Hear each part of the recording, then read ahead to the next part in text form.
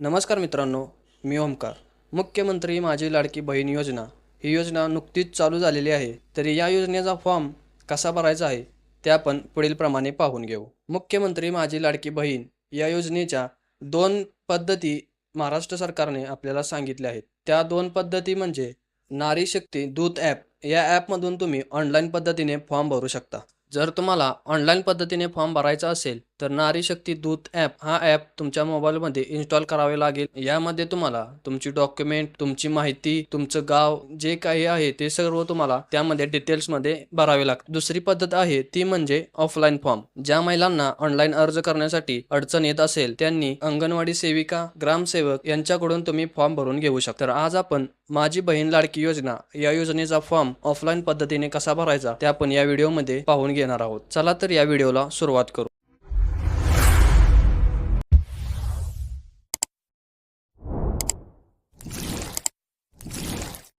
मित्रांनो, मुख्यमंत्री माझी लाडकी बहीण या योजनेचा हा फॉर्म आहे. हा फॉर्म कशा पद्धतीने भरायचा आहे ते आपण या व्हिडिओमध्ये जाणून घेणार आहोत. अशा प्रकारे हा फॉर्म आहे. जर तुम्हाला हा फॉर्म मिळाला नसेल तर व्हिडिओच्या डिस्क्रिप्शनमध्ये मी PDF लिंक दिलेली आहे, तर ती PDF तुम्ही डाउनलोड करून घ्या. तर मित्रांनो, तुम्ही पाहू शकता महिलेचे संपूर्ण नाव या ठिकाणी तुम्हाला भरायचं आहे. दुसरं आहे महिलेचे लग्नापूर्वीचे नाव. ज्या महिलेचे लग्न झालेले आहे त्या महिलेने त्यांच्या वडिलांचे नाव, त्यांचं आडनाव ते टाकायचं आहे. आणि ज्या महिलांचे लग्न झालेले नाहीत त्यांनी वरती नाव भरलेलं आहे तेच खाली नाव टाकायचं आहे. महिलेचे लग्नानंतरचे नाव. या ठिकाणी तुम्हाला तुमचे नाव, तुमच्या पतीचे नाव व तुमचे आडनाव हे टाकायचे आहे. जन्मदिनांक तुम्हाला अशा पद्धतीने भरायचा आहे. पहिलं दिनांक, नंतर महिना, त्यानंतर वर्ष. तिसऱ्या क्रमांकाला आहे अर्जदाराचा संपूर्ण पत्ता. या अर्जदाराच्या पत्त्यामध्ये तुम्ही ज्या ठिकाणी राहत आहात त्या ठिकाणचा पत्ता तुम्हाला यामध्ये टाकायचा आहे. उदाहरणार्थ, जर तुम्ही ग्रामपंचायतमध्ये गावात राहत असाल, नगरपंचायतमध्ये राहत असाल किंवा नगरपालिकेमध्ये राहत असाल तर त्या ठिकाणचा तुम्हाला पत्ता टाकावा लागेल. 4 नंबरला आहे जन्माचे ठिकाण. यामध्ये तुम्हाला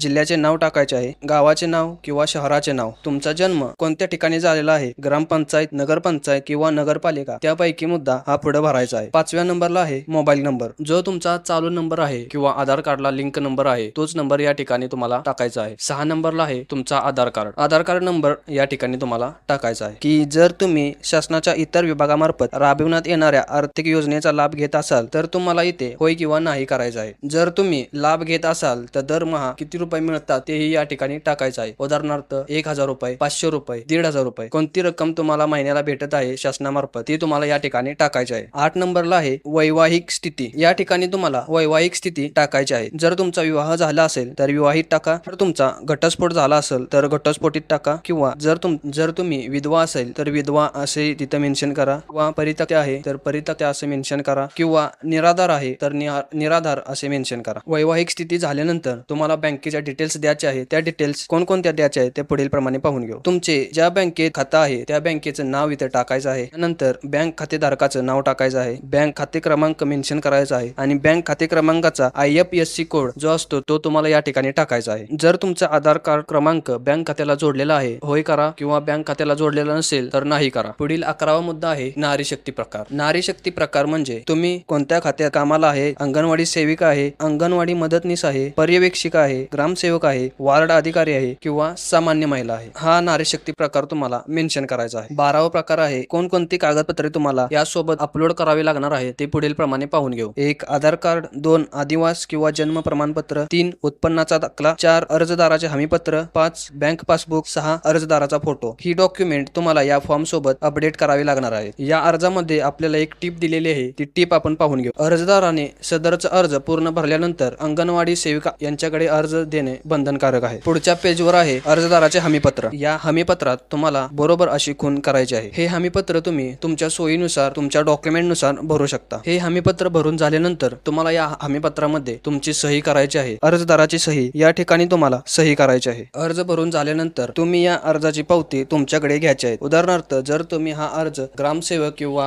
अंगणवाडी सेविका किंवा पर्यवेक्षिका यांच्याकडे अर्ज दाखल केला तर त्यांची या ठिकाणी सही घ्यायची आहे. अर्ज स्वीकारणाऱ्याची सही या ठिकाणी दिलेली आहे, त्यांची सही तुम्ही घ्यायची आहे. मुख्यमंत्री माझी लाडकी बहीण या योजनेचा अर्ज भरायचा होता, तो तुम्हाला सविस्तर सांगितलेला आहे. तर आशा करतो की तुम्हाला ही सगळी माहिती कळाली असेल.